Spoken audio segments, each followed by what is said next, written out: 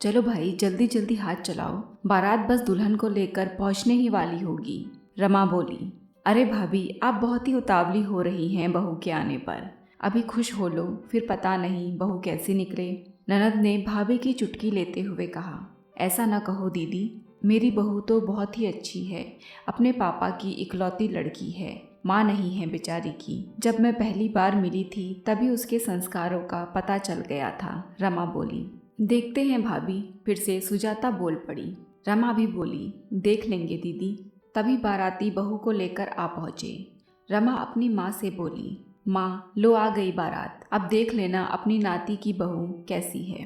तभी श्यामली देवी, जो कि रमा की माँ हैं, उन्होंने कहा, क्यों ना देखूंगी अपनी नत बहू को, कब से इंतज़ार कर रही हूँ। तुझे याद है ना, जिस साल तेरे सूर्यांश का जन्म हुआ था उसी समय तेरे बाबूजी गुजरे थे। मुझे तो लगता है कि उन्होंने ही सूर्यांश के रूप में पुनर्जन्म लिया है। हूबहू वही चेहरा, वही आँखें, वैसे ही हाव भाव। हाँ हाँ माँ, सब याद है। और कितने बार यही कहानी सुनाओगी। अब बहू का गृह प्रवेश करवाओगी कि नहीं। तुम्हें मैंने इसलिए तो यहाँ पर खास तौर पर बुलवाया था कि मेरी सासू माँ नहीं है। बड़े बुजुर्ग का रहना बहुत ज़रूरी होता है शादी ब्याह जैसे मामलों में, ताकि सारे नेक चार ठीक तरीके से हो सकें। हाँ जाती हूँ, श्यामली देवी बोली। बहू जैसे ही दरवाजे की चौखट पर आई, राधिका ने द्वार छिकाई की रस्म की और भैया भाभी ने भी खुश होकर मुंह मांगा दाम दे दिया। फिर रमा ने श्यामली देवी से पूछा, अब बताओ माँ, कैसे गृह प्रवेश करना है। श्यामली देवी जैसे जैसे बताती गई, रमा वैसे ही करवाती गई। अब बहू की मुंह दिखाई रस्म की बारी थी। बहू को अंदर बैठाया गया। तभी श्यामली देवी बोली, पहले बहू को उसके कमरे में थोड़ी देर के लिए आराम करने दो। थोड़ा हाथ पैर सीधे कर ले, फिर अगली रस्म करवाना। बेचारी थक गई होगी। और थोड़ा खाना पीना भी खिला देना। सब पूछ लेना, अभी उसके लिए नया घर है ना, तो संकोचवश कुछ न कह पाए तो हमें समझना होगा। तभी रमा बोली, चल राधिका, भाभी को उनके कमरे में ले जा।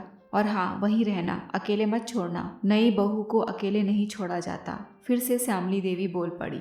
थोड़ी देर बाद नई बहू आराम करके आ गई। अब मुंह दिखाई की रस्म शुरू होनी थी। तभी रमा ने श्यामली देवी से कहा, चलो माँ, तुम ही शुरू करो, क्योंकि तुम ही सबसे बड़ी हो। श्यामली ने जैसे ही नई बहू अलका का घूंघट उठाया, वो आश्चर्यचकित रह गई। उसका माथा घूम गया और वो चक्कर खाकर गिर पड़ी। जल्दी जल्दी श्यामली को उठाया गया और डॉक्टर को बुलाया गया। डॉक्टर ने देखा और बोले, ज्यादा कुछ नहीं है, बस थकावट से चक्कर आ गया होगा, आराम करेंगी तो ठीक हो जाएंगी। लेकिन असली बात तो सिर्फ श्यामली देवी को ही पता थी और उन्हें उलझन हो रही थी। वे ज्यादा देर तक इस बात को अपने तक सीमित नहीं रखना चाहती थी। वो मौका ढूंढ रही थी अपनी बात बताने के लिए। तभी रमा ने उनके चेहरे के हाव भाव पढ़ लिए और पास जाकर बोली, माँ क्या बात है, तुम बहू को देखकर इतनी परेशान क्यों हो गई। श्यामली देवी बोली, बताती हूँ, थोड़ा भीड़ तो कम होने दे, और जब तक सबसे कहूंगी नहीं, मन में बहुत बड़ा बोझ रहेगा। मुंह दिखाई की रस्म पूरी हो चुकी थी, सारे मेहमान जा चुके थे। तभी रमा की ननद सुजाता बोल पड़ी, भाभी आज दूल्हा दुल्हन का कमरा भी तो सजवाना पड़ेगा। रमा बोली, आज रात नहीं, कल हम अपने गांव जाएंगे। जब तक दूल्हा दुल्हन कुल देवी के दर्शन नहीं कर लेते, तब तक दोनों अलग अलग ही रहेंगे। गांव से वापस आके कमरे की सजावट होगी। हाँ भाभी, आज अगर माँ होती तो वो भी यही कहती, सुजाता बोली। तभी रमा बोली, पहले ये जानना है कि माँ अलका बहू को देखकर इतनी हैरान क्यों रह गई। पहले सब खाना खा लो, फिर बैठक में ही माँ से सारी बातें पूछते हैं। सुजाता बोली, ठीक है भाभी, मैं खाना लगवाती हूँ। वैसे भी सुबह से सब थक गए होंगे, अब सब खाना खाकर आराम करेंगे। कल भी तो बहुत काम होंगे, गांव जो जाना है। रमा बोली, हाँ दीदी, हल्की सर्दी थी, कमरे में तसले में आग भी जला रखी थी तापने के लिए, काफी रात हो रही थी। सब खाना खाकर एक साथ बैठक में पहुंच गए श्यामली देवी की बात सुनने के लिए। किसी ने शॉल ओढ़ा था तो कोई कंबल ओढ़कर बैठ गया, लेकिन अच्छा माहौल था, सब एक साथ थे। श्यामली देवी बोली, घर के सारे सदस्य आ गए हैं। सब बोले, हाँ नानी। अब शुरू भी कीजिए कि ऐसी क्या बात है जो आप हम सबसे कहना चाहती थी। राधिका बोली, हाँ बताती हूँ, और श्यामली देवी ने बताना शुरू किया। बहुत समय पहले की बात है। तेरे नाना जी उदय प्रताप सिंह अपने माता पिता और छोटे भाई बहनों के साथ रहते थे।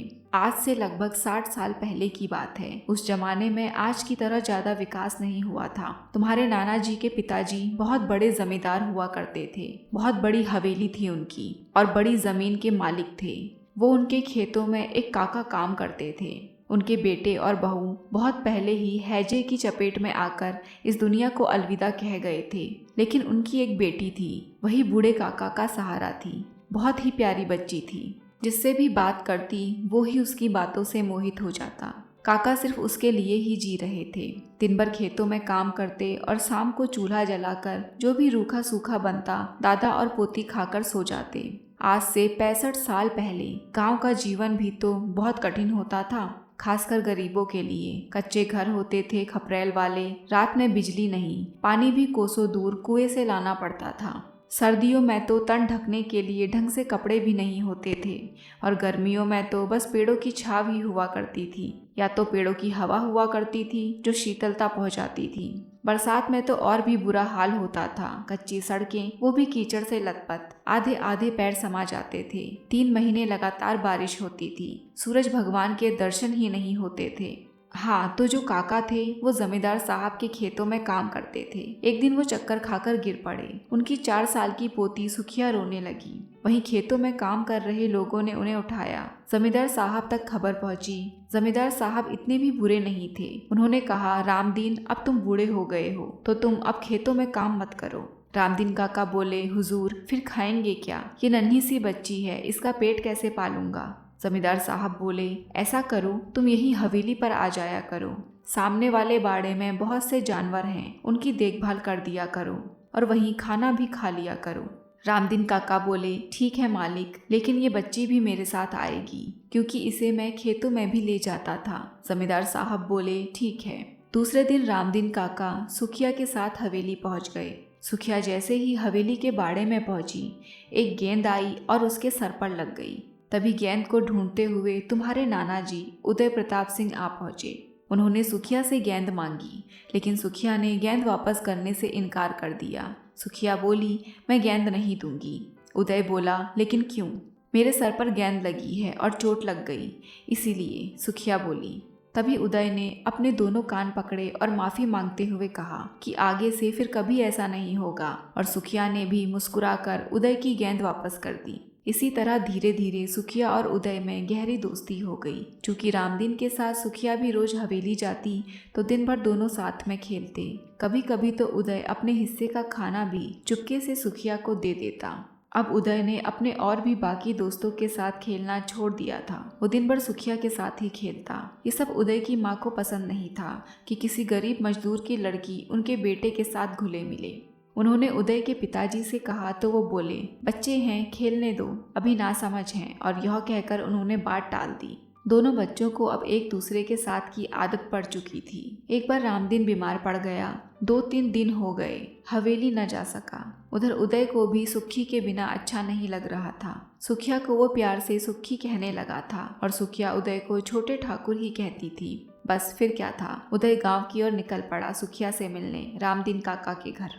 गांव का कच्चा और धूल भरा रास्ता, लोगों से पूछते पूछते पहुंच गया रामदीन काका के घर। देखा तो एक छोटा सा बाड़ा है, बगल में घना नीम का पेड़। नीम के पेड़ के नीचे एक बैलगाड़ी खड़ी है, लेकिन वहाँ कोई बैल नहीं बंधे हैं। बगल में एक नांद बनी थी, शायद बहुत पुरानी थी, लेकिन अभी तो जगह जगह से टूट चुकी थी। कच्ची मिट्टी की जो बनी थी। कच्चा घर था, खपरेल छाया हुआ। उदय घर के दरवाजे के पास पहुंचा और सांकल खटखटाई। सुखिया ने दरवाजा खोला तो बहुत ही खुश हुई। अरे छोटे ठाकुर, तुम हमारे घर आ गए? सुखिया बोली। हाँ, 2-3 दिन से तुम हवेली नहीं आई तो चला आया तुमसे मिलने। हाँ, दादाजी की तबीयत खराब है तो वो काम नहीं कर सकते, इसलिए नहीं आ पाए हम दोनों, सुखिया बोली। तभी अंदर से रामदीन ने आवाज दी, किससे बतिया रही है सुखिया? अरे दादा, छोटे ठाकुर आए हैं हम लोगों से मिलने। सुखिया खुश होकर बोली, अच्छा, छोटे ठाकुर आए हैं तो पगली बाहर ही क्यों खड़ा रखा है? उन्हें जरा अंदर बुला ले। रामदीन बोला। आओ छोटे ठाकुर आओ। और कैसे आना हुआ? रामदीन ने उदय से पूछा।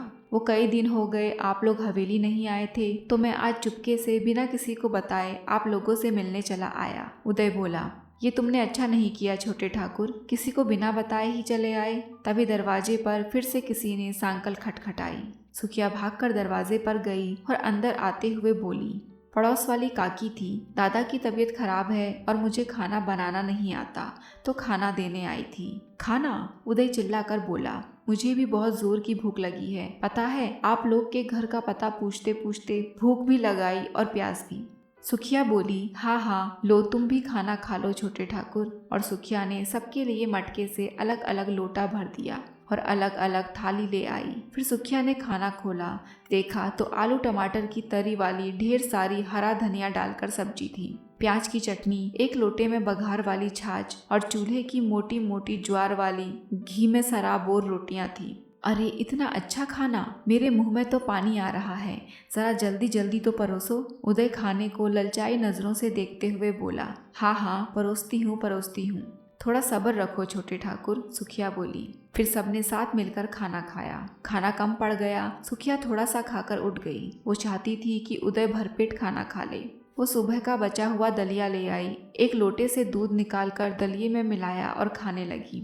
अब उदय बोला, चल कुछ खेलते हैं। सुखिया अपने सारे मिट्टी के बर्तन लेकर बैठ गई, चूल्हा, चकला, बेलन, हांडी और न जाने क्या क्या। मैं लड़का हूँ, मैं क्या करूँगा तेरे चूल्हे चौके का, मैं ऐसे खेल नहीं खेलता, चल कुछ बाहर चलकर खेलते हैं, उदय बोला।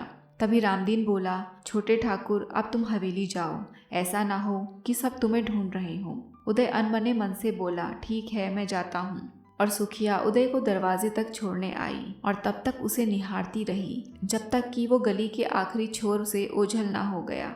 अब धीरे धीरे दोनों बड़े हो रहे थे, फिर भी साथ साथ खेलते, कभी हरे हरे खेतों में तो कभी तालाब के किनारे। अब दोनों ही 10 साल के हो चुके थे। उदय की माँ को उनका साथ साथ रहना बहुत खटकता था। उसने जमींदार साहब से कहा तो उन्होंने उदय को शहर के स्कूल में डलवा दिया और वो वहीं हॉस्टल में रहने लगा। इधर सुखिया भी अपने घर के सारे काम करने लगी थी, दादा के साथ जानवरों को संभालती थी, हर गाय और बछड़ा उसे पहचानने लगा था। कभी कभी ज्यादा पैसों के लिए खेतों में कटाई कर लेती, जिससे आमदनी हो जाती।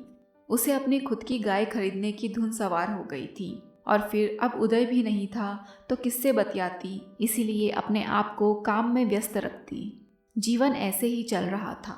अब सुखिया ने हवेली जाना बंद कर दिया था क्योंकि उसने भी एक आध गाय और कुछ बकरियां पाल ली थी। दिन भर उसी में व्यस्त रहती। उसने सोचा था कि थोड़ा थोड़ा दूध बेचकर और बकरियों के बच्चे बेचकर थोड़ी बहुत बचत करके कुछ पैसे इकट्ठे करेगी और खुद की जमीन खरीदकर खेती करेगी।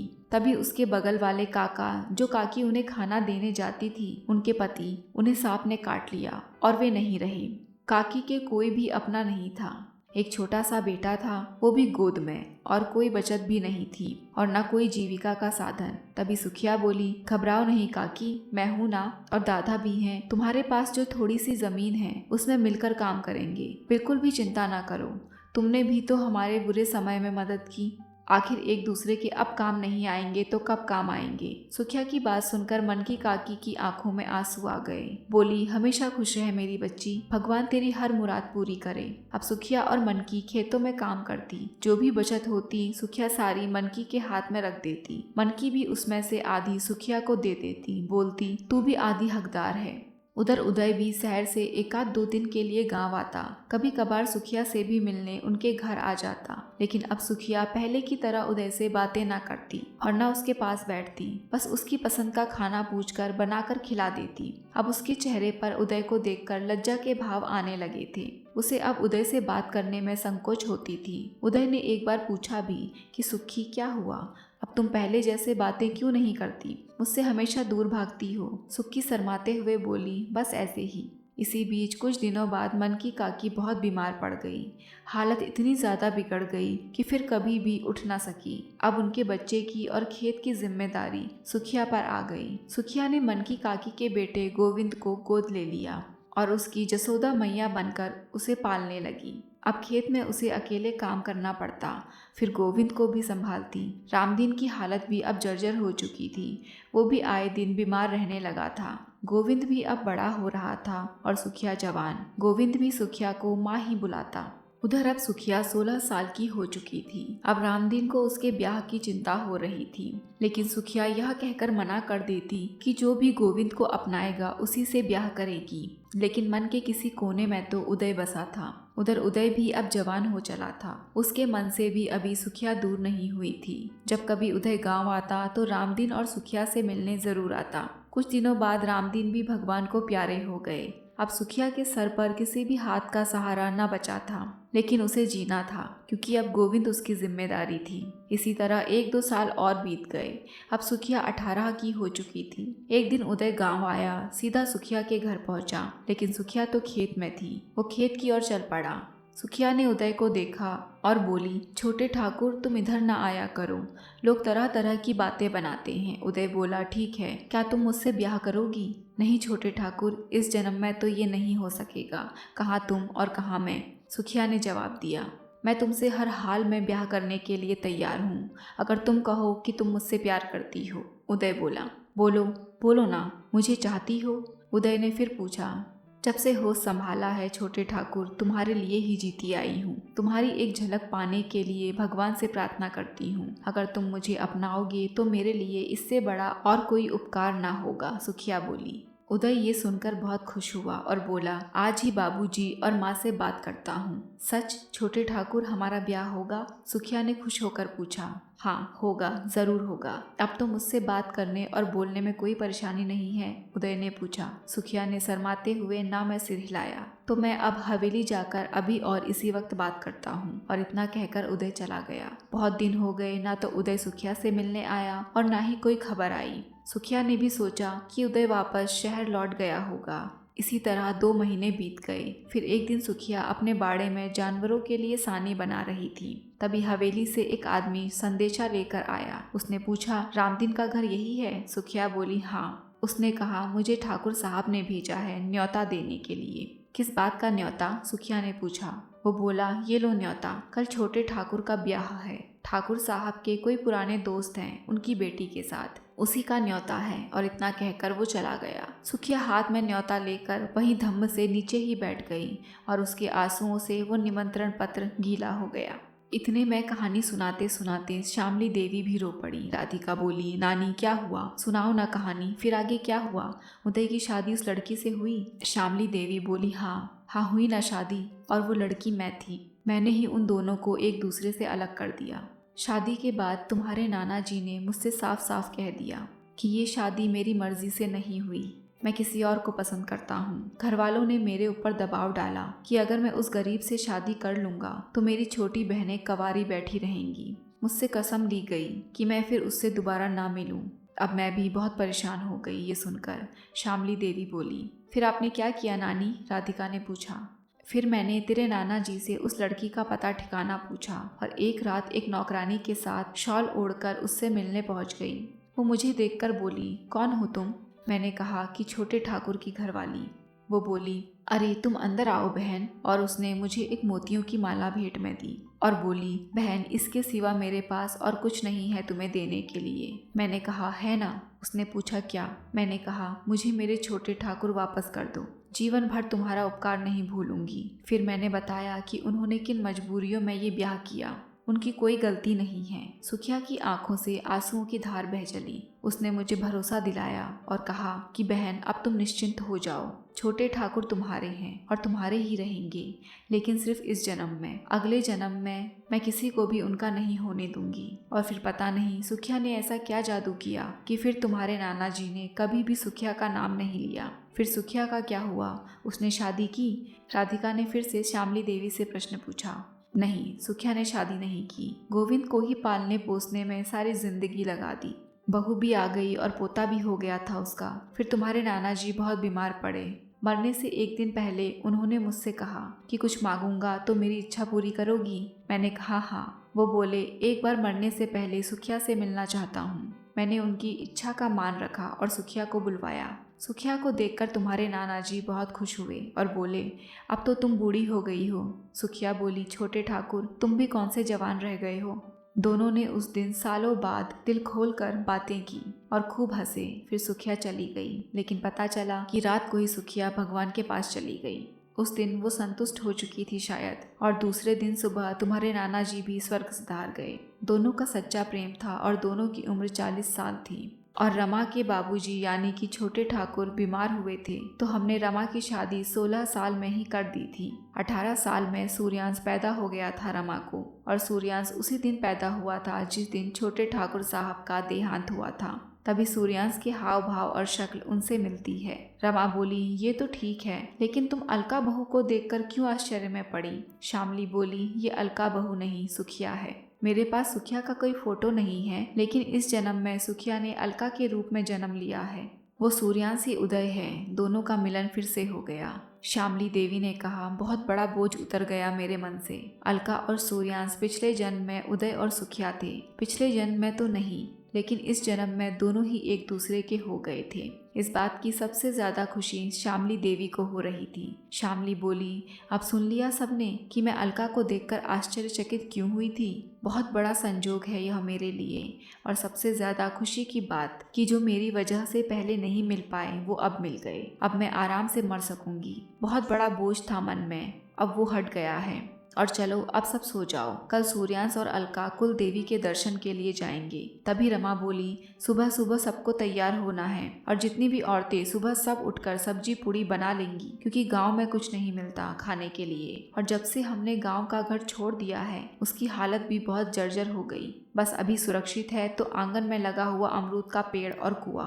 अभी पिछली बार गांव गए थे तो पड़ोसियों को कुछ रुपए दे आए थे आंगन में नया बाथरूम बनवाने के लिए, और एक नया हैंडपंप भी लगवाया है, मोटर और टंकी भी लगवाई है। बच्चों के लिए ये सब इंतजाम करवा दिया है। अब वहाँ 1-2 दिन रह सकते हैं, बाकी वहाँ पहुँचकर कर लेंगे। और सुबह सुबह सब तैयार होकर गांव की ओर रवाना हो गए। घर के ही लोगों की 2-3 कार थी तो कोई परेशानी भी नहीं हुई। सब गांव पहुँचे और थोड़ी दूर पैदल जाकर ही कुल देवी का मंदिर था, बड़े बरगद के पेड़ के नीचे। गांव वाले कहते थे कि वो मंदिर अंग्रेजों के समय के और पहले का है। दूल्हा दुल्हन की गार्ड जोड़कर पूजा के लिए ले जाया जा रहा था। दूल्हे ने सर पर शादी वाली पगड़ भी पहनी थी। वो जैसे ही बरगद के पेड़ के नीचे पहुंचे, वहां 90-92 साल का एक बूढ़ा बैठा था। उसने जैसे ही सूर्यांश को देखा तो बोला, तुम आ गए बलवीर। मैं कितने सालों से तुम्हारा इंतजार कर रहा हूँ, इसलिए तो अब तक जिंदा था। एक आस बाकी थी कि एक ना एक दिन तुम और कुसुमा जरूर आओगे, और साथ में कुसुमा भी आई है। सूर्यांश ने ये सुना और बोला, नहीं, मैं बलवीर नहीं हूँ, सूर्यांश हूँ। उस बूढ़े ने कहा, हाँ हाँ, नाम बदल जाने से कुछ नहीं होता, सूरत तो वही है। मैं तुम्हें नहीं पहचानूंगा भला? तुम ही मेरे दोस्त बलवीर हो, और घूंघट में कुसुमा ही होगी, मुझे सब मालूम है। सब ये सुनकर आश्चर्य में पड़ गए कि आखिर ये बूढ़ा कौन है। तब सूर्यांश के पापा बोले, ये बाबा तो न जाने कब से इस पेड़ के नीचे रहते हैं। मैंने हमेशा इनको यहीं रहते हुए देखा है। कोई खाने को दे जाता है तो खा लेते हैं। हमेशा से इन्हें कहते सुना है कि अभी मैं नहीं मरूंगा, बहुत बड़ा पाप हुआ था मुझसे, उसका प्रायश्चित अभी बाकी है। आखिर ऐसी क्या बात है? सबने पूछा। सूर्यांश के पापा बोले, इन्होंने कभी बताया नहीं, लेकिन लोग कहते हैं कि इनका कोई दोस्त था जिसको इन्होंने मार दिया था, फिर ये जेल भी चले गए, और जब से जेल से आए हैं इसी पेड़ के नीचे रहते हैं। पुराना पेड़ गिर चुका था, इसलिए इन्होंने ही नया पेड़ फिर से लगाया। कुल देवी की पूजा करके सब चले आए, लेकिन सूर्यांश को मन ही मन कुछ खटक रहा था। उसके मन में आया कि वो उन बाबा से फिर से मिलकर सारी बात पूछेगा। उधर शामली देवी को भी लगा, हो ना हो कोई बात जरूर है, तभी वो बूढ़ा ऐसा कह रहा था। शाम को गांव के खेतों से कुछ ताजी ताजी सब्जियां खरीदी गई, और पंसारी से राशन का सामान लेकर घर की औरतों ने आंगन में ही ईंटों का चूल्हा बनाकर सब मिलकर खाना बनाने लगी। सबसे पहले पुरुषों को खाना खिलाया गया, फिर महिलाएं खाना खाकर चूल्हे के पास आग तापने बैठ गई। साथ में बातें भी होती जा रही थी। तभी दरवाजे पर दस्तक हुई। रमा ने सूर्यांश के पापा से कहा, सुनिए, दरवाजे पर कोई है। सूर्यांश के पापा ने दरवाजा खोला, देखा तो वही बाबा थे। उन्होंने पूछा, बाबा इतनी रात गए, कहिए कुछ काम है? हाँ, मुझे बलवीर से मिलना है, उससे माफी मांगकर चला जाऊंगा। अभी तक इसलिए जिंदा हूँ कि एक ना एक दिन मेरा दोस्त आएगा और मैं उससे माफी मांगकर इस शरीर से मुक्त हो जाऊंगा। सूर्यांश के पापा बोले, यहाँ कोई बलवीर नहीं है। बाबा बोले, है, जो दूल्हा बनकर मंदिर में आया था वही मेरा दोस्त है, और साथ में कुसुमा भी थी। तुम उसे बुलाओ, और साथ में कुसुमा को भी, फिर मैं सारी कहानी सुनाता हूँ। अब सब लोग आंगन में आग जलाकर बैठ गए बाबा की बात सुनने के लिए। बाबा ने बताना शुरू किया। बहुत समय पहले की बात है, तब अंग्रेजों का राज्य था। हमारे पूर्वज नील की खेती किया करते। जबरन उनसे अंग्रेज नील की खेती करवाते थे। उसमें कोई मुनाफा नहीं था, जमीन भी खराब होती थी। ना करने पर अंग्रेज सरकार मनमाना लगान वसूलती थी और कोड़ों की मार भी देती थी। बाद में कई सारे आंदोलनों के बाद नील की खेती तो बंद हो गई, लेकिन लोगों की हालत तो जस की तस थी। कभी बाढ़ तो कभी सूखा, जानवर भी नहीं होते थे जुताई के लिए। हम किसानों की हालत में कोई सुधार नहीं हुआ था। हम लोग भूखों मरते थे, लेकिन अंग्रेज सरकार को कोई भी दया नहीं थी। ना तो तन पर कपड़े होते थे और न इलाज के लिए पैसे। तब हमें भरपेट खाने के लिए भी नहीं मिलता था। फिर मैं छोटी मोटी चोरियां करने लगा। अब थोड़ा बहुत खाने को मिल जाता था। कम से कम भूखे पेट नहीं सोना पड़ता था। घर वालों को भी पता नहीं था कि मैं चोरी करने लगा हूँ। फिर एक बार मैंने सोचा कि किसी अंग्रेज अफसर के यहाँ बड़ी चोरी करता हूँ। छोटी मोटी चोरी करके तंग आ चुका था। ऐसा ही एक मौका मेरे हाथ लग गया। एक अंग्रेज अफसर के घर से मैंने चोरी तो कर ली। घर वालों को पैसे दिए और कहा कि मैंने इस बार बड़ी चोरी की है। पिताजी बहुत डर गए। उन्होंने सोचा, अगर मैं पैसों के साथ पकड़ा गया तो पुलिस मुझे जिंदा नहीं छोड़ेगी। फिर पिताजी ने मुझे पैसों के साथ रातों रात घर से भाग जाने को कहा और मैं घर छोड़कर चला आया। मैं कई दिनों तक इधर उधर भटकता रहा, इस गांव से उस गांव, लेकिन कहीं भी सर ढकने के लिए जगह न मिली। फिर एक दिन मेरी मुलाकात बलवीर से हुई। वो अनाथ था, उसके माँ बाप नहीं थे। मामा के पास रहता था तो मामी ने घर से निकाल दिया था। एक पेड़ के नीचे भूखा प्यासा बैठा था। मेरी नजर उस पर पड़ी। मैं कुछ खरीद कर खा रहा था। मैंने उसे भी खाने को पूछ लिया। उसने अपनी सारी आप बीती सुना डाली और मैंने भी उससे सब कह दिया। अब हम पक्के दोस्त हो गए थे। उसे भी मैंने छोटी मोटी चोरी करना सिखा दिया। हम चोरियां करते और मजे से रहते। अब उस गांव में भी लोग हम पर शक करने लगे थे कि हम चोर हैं, तो हमने वो गांव भी छोड़ दिया। अपनी अपनी पोटली और डंडा लेकर रहने का ठिकाना ढूंढ रहे थे। बलबीर 18 साल का था और मैं 20 साल का। ऐसे ही किसी गांव से गुजरते हुए चले जा रहे थे। बहुत ही सुंदर गांव था वो, हरा भरा। हमें प्यास भी लग रही थी। एक कुएं पर पनिहारियां पानी भर रही थी। हम कुएं पर गए और पानी मांगा। वहाँ हमारी मुलाकात कुसुमा नाम की लड़की से हुई। उसने हमें पानी पिलाया। मुझे कुसुमा एक ही नज़र में भाग गई थी, इसलिए मैंने उस गांव में रुकने का मन बना लिया। मैंने बलवीर से कहा, भाई अब कुछ दिनों के लिए इसी गांव को हम अपना ठिकाना बनाते हैं। ठीक है, मुझे क्या परेशानी हो सकती है। बलवीर ने कहा, चलो यहीं डेरा डाल लेते हैं। हम उस गांव में रहने लगे। एक छोटा सा माता का मंदिर था बरगद के पेड़ के नीचे। वहीं कुआं भी था। आसपास छोटी छोटी झोपड़ियां थी। गांव से थोड़ी दूर पर एक नदी बहती थी, जिसके आसपास लोग खेती किया करते थे। हमने सोचा हम भी किसी के खेतों में काम करके गुजारा कर ही लेंगे। हम दोनों का अब गांव में मन लग गया था। बलवीर का तो पता नहीं, लेकिन मेरा मन तो कुसुमा पर आ गया था। उसकी मासूमियत ने मेरे दिल में जगह बना ली थी। मैंने कई बार ये बात कुसुमा से कहनी चाही, लेकिन हिम्मत ना हुई। मैंने सोचा कह दूंगा जब कुसुमा मुझसे बात करने लगेगी, लेकिन कुसुमा कभी भी मुझसे बात ना करती। कुसुमा की सिर्फ दादी थी और दादी के अलावा उसका और कोई अपना नहीं था। फिर मैंने एक बार कुसुमा और बलवीर को साथ साथ खेतों में देख लिया। मैंने छुप कर दोनों की बातें भी सुनी। तब मुझे पता चला कि दोनों एक दूसरे से प्यार करते हैं। मैं गुस्से से उबल पड़ा। उस समय तो मैंने कुछ नहीं कहा, लेकिन जब बलवीर शाम को झोपड़ी में आया तो मैंने उसकी पोटली बाहर फेंक दी और उससे कहा कि अब वो उसके साथ नहीं रह सकता, अपना और कोई इंतज़ाम कर लो। और वो बिना अपना कसूर पूछे चुपचाप अपनी पोटली उठाकर चला गया। कुसुमा की दादी को इस बात का पता चला तो उन्होंने गांव वालों से कहा कि वो बलवीर का ब्याह कुसुमा से करवाना चाहती हैं। गांव वालों को भी कोई एतराज़ नहीं हुआ, क्योंकि अब हमने चोरी करना छोड़ दिया था और शरीफ इंसान बनकर उस गांव में रहने लगे थे। बलवीर ने अब अपने लिए एक नई झोपड़ी बना ली और उसमें रहने लगा। अब मुझे तो किसी भी हाल में कुसुमा चाहिए थी, तो मैंने एक रात मंदिर में चोरी की। माता के गहने और दान पात्र से सब चुरा लिया और बलवीर की झोपड़ी में जाकर उसकी पोटली में रख दिया। सुबह हल्ला हुआ कि मंदिर में चोरी हुई है।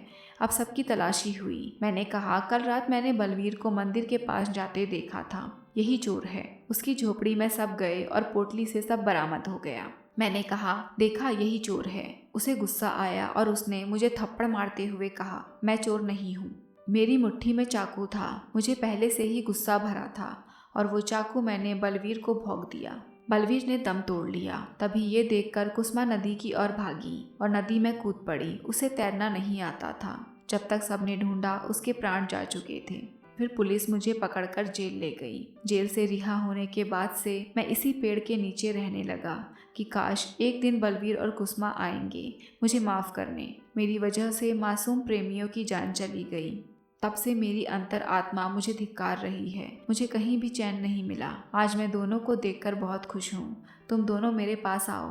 बाबा ने दोनों को अपने पास बुलाकर एक दूसरे के हाथ में हाथ रखा, फिर चले गए। फिर सब लोग खड़े खड़े सोच रहे थे, ये कैसा संयोग है। इन दोनों के पिछले जन्मों में ये लोग मिले नहीं, लेकिन इस जन्म में इनका सच्चा प्यार देखकर भगवान को इन्हें मिलाना ही पड़ा। फिर दूसरे दिन सुबह पता चला कि बाबा नहीं रहे। उनका मृत शरीर पेड़ के नीचे पाया गया। बेहतरीन कहानियों के लिए जुड़े रहें मेरे साथ।